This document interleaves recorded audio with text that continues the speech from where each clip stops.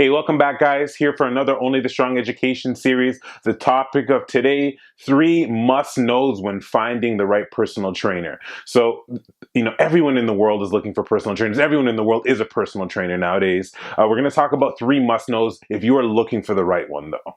So, first and foremost, understand balance is the #1 thing you need from your personal trainer. So what do I mean by balance? It's really simple. Many times, very, very often, you're going to see trainers out there, and we call them the experienced trainers. You know who those trainers are? They're the boot camp, rah, yell at you instructor, beat you down, so on and so forth. You talk to them and they tell you about the 7,000 people that they worked with and how it's going to be a hard workout and they're going to work you and they're going to do this. They're going to grind your bones and you're going to lose weight that way. That's okay. But understand, balance is not just about the experience of actually working out. Balance is also about the education behind it. So another big factor you want to think about when you're picking or deciding which trainer you should kind of side with is what trainers actually invested in their education. It's important to note I've worked in many different fields, many different environments, and I can tell you that the people who are education-based or experience-based only are not very successful in the long run. It's so important to understand this, that you can't teach experience.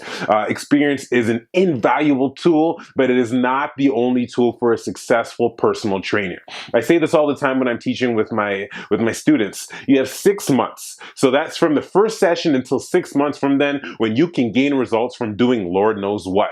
After that 6-month time period, you're going to need a hint of education to get yourself past that plateau. And that's where the personal trainer's investment really does come through. So when you are looking at it from a perspective of if I should choose A or choose B, always go with balance. Not someone who's the most educated and has never worked with anyone before in their life, and not someone who's just rah, scream at you and give you a good workout, but has no clue what they're actually doing. Understand that. Okay. #2, and this is important, hugely important for your success. #2 is going to be this.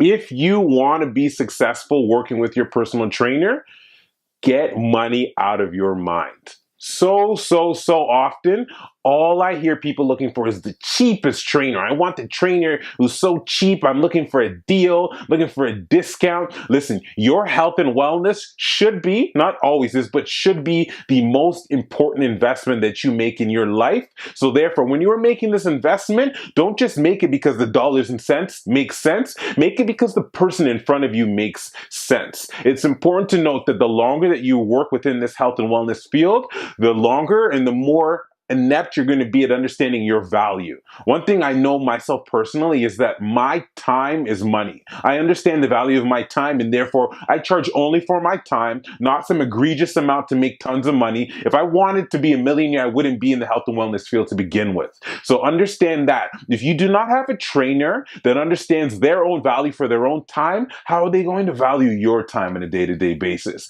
So don't always look for the cheapest trainer. Look for the trainer that can back up their dollar per hour with the results that they can offer. That's important to note.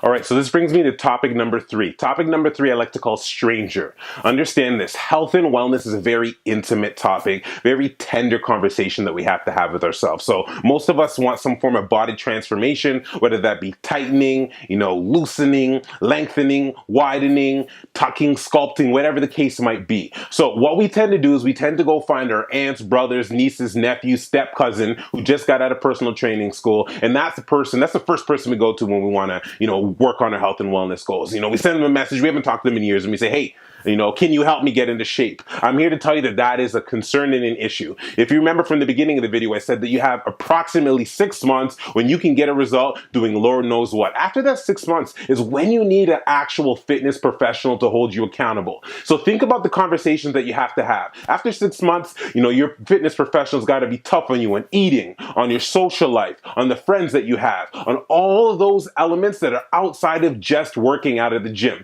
Think about it. Is your system sister or your brother or your niece or your cousin really going to have an accountability conversation with you? As a matter of fact, most of them are probably with you at the bar. So it's not going to be the best conversation to have had happened.